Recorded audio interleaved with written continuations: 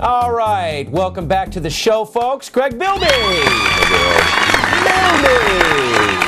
All right, I'm kind of seeing kid stuff over here. Yeah.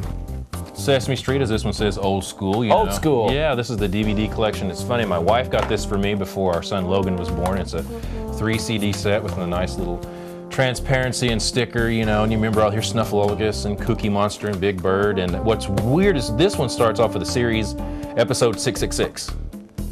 Yeah, I know, but it's the old stuff from like the early 70s, 74, 75. I remember. Well, they've had, yeah, exactly. But I mean, I don't know how many episodes they've done of that show. There's going to have to be a 666th episode. Because it started like 70, 71, something like that. Yeah, I remember, yeah, it was something you watched when you got home from school.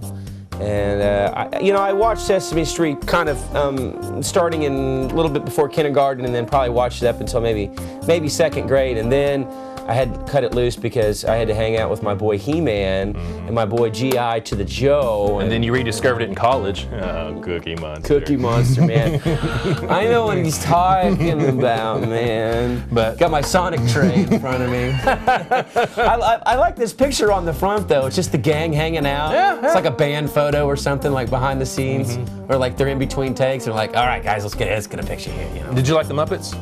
Oh, I loved the Muppets. Well, and Muppet Show. Fraggle Rock. Not Fraggle Rock, but Muppet Show rocked. I loved it. I loved it. You know what? It was that show was a little bit edgy. It was edgy. Sneaky. It was very subtle, and Yes. they were very, very clever about it. But still, there'd be times where I was like a kid going, I wouldn't get it, but I'd go, I think this is something. Why are my parents laughing about it? You know, am I going?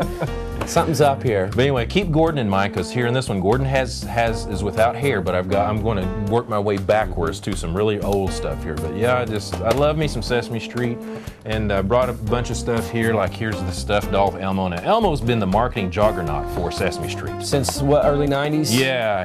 He's he's almost synonymous with Sesame Street. In fact, when you go to their shows, this one's kind of broke, but they sell these for like what, $12, $13, and it's an odd amount, you know. What is it again? Well, Sesame Street Live, you know, it's the toys they sell. I think it's supposed to light up, but it's, okay. you know, it's... Because I'm sure people at home are going, what is this? Is this an instrument of torture? What is this? It's got Elmo. See, there's lights in there, but, you know, they've since spazzled out. But I found it in the junk store. Now, I remember that this guy, Elmo, got introduced. He used to be Telly's buddy. Oh, yeah, Sully. Or Telly. Telly. Yeah, Telly. Right, yeah. And I'll be honest with you.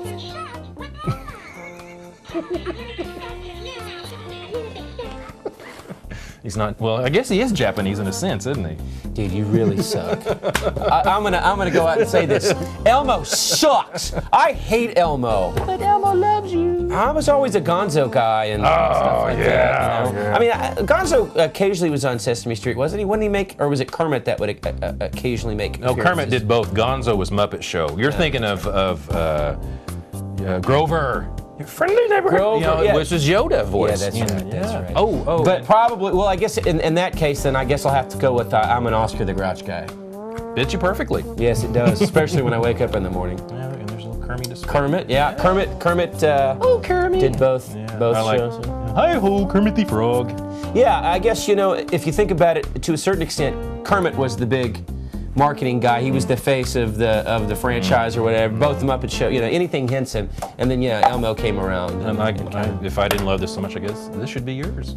Hey! And look, Bert and Ernie. Cool. Yeah, we've had those forever.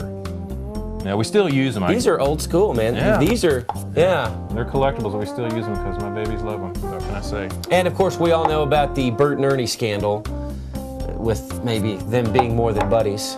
Well, it's funny because Sesame Street did introduce different races, and it did talk about death. One of the first kids shows talked about death and dying, and then Luis and Maria had a baby on the show, so that was kind of groundbreaking. It did talk about integrating races and cultures. You know, they're always talking about cooperation, and you know, it was ahead of its time. Yeah, it was. It really was.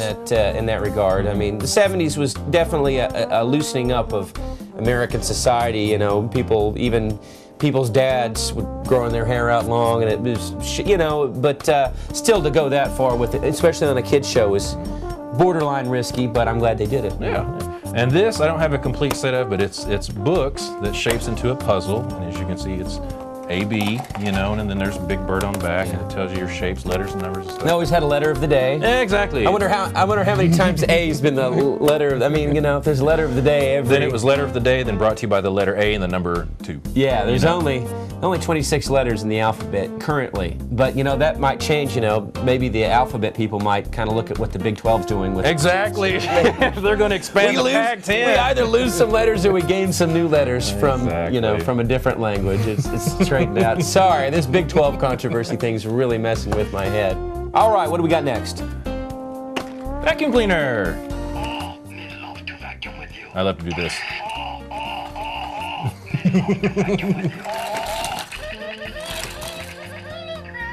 It's kind of like scratching.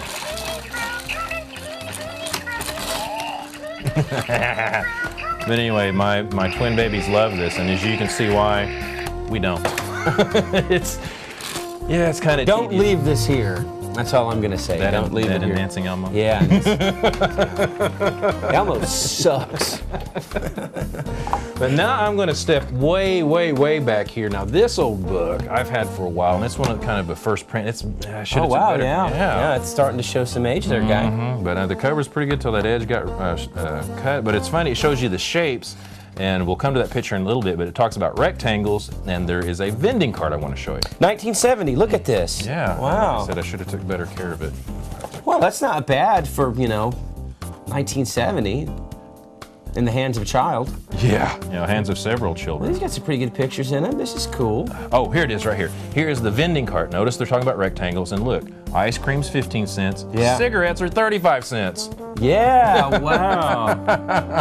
My goodness. Yeah. Yeah, I guess back then $22,000 a year was a lot more, you know. Now it's like, You can raise a family on that. Yeah. A family of 4 or 5. It's just, you know, and gas was probably what, a quarter, 50 cents a gallon maybe. Yeah, when I started driving in like the early to mid 90s, I think, you know, $5 would do you for a week. And now $5 is like 2 days, maybe. Yeah, and that's if you don't go anywhere for lunch or whatever. That's right. But yeah, I mean, it's just funny seeing No, that's cool. Yeah, how inflation has really affected everything. What to do with money, anyway. Yeah. That's cool. And and remember we talked about Gordon? Look, this dude has hair. Yeah. And here is Roosevelt Franklin. The introduction, you know, of different races and cultures. Roosevelt Franklin, you know, and teach you how to count. And these, my friend, come with 45s. Oh, yo. Yeah. So we've got shapes up and down with the Cookie Monster. Here's a 1970 original cast. Here you go, Mr. Hooper. We forget about Mr. Hooper, and look, Gordon has hair. Yeah. You know, and there's Bob, the original Bob, and I don't see Luis or Marie in there. I don't think they've been introduced yet, but yeah, this has still got its 45. And I always had a thing for Marie. kind of like Shara Kimiko. Oh, is it Kimiko or Kimiko? I always thought it was Kimiko, but you call it Kimiko. That's what. I've never heard Kimiko. Well, she never corrected me, but we're still waiting on a response, Shara. Yeah, what's up, baby doll?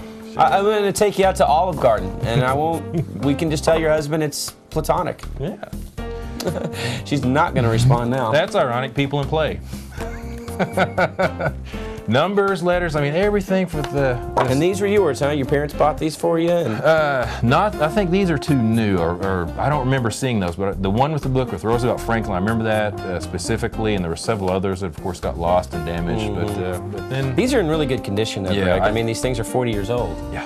Oh yeah. Yeah. There's no telling where my mom had them stashed or where she found them. But this one is like the cream of the crop. This one I know is hard to find. It's got somewhere, but is the album of Sesame Street, and you know there's Hooper, and then of course there's Gordon with the hair, and this is You're obsessed with Gordon and his hair, or lack thereof. Well, you know, and a new one he's bald-headed, you know, so there was a transition, kind of like in most shows, kind of like Bo and Luke Duke, you know, they went to the cousins, you know, or soap Coy operas. and Vance. Yeah, Coy and Vance. but you know, there's always a transition with characters, and so it's just supposed to go seamlessly, and kids notice, but then after 2 or 3 episodes they forget, you know. Probably.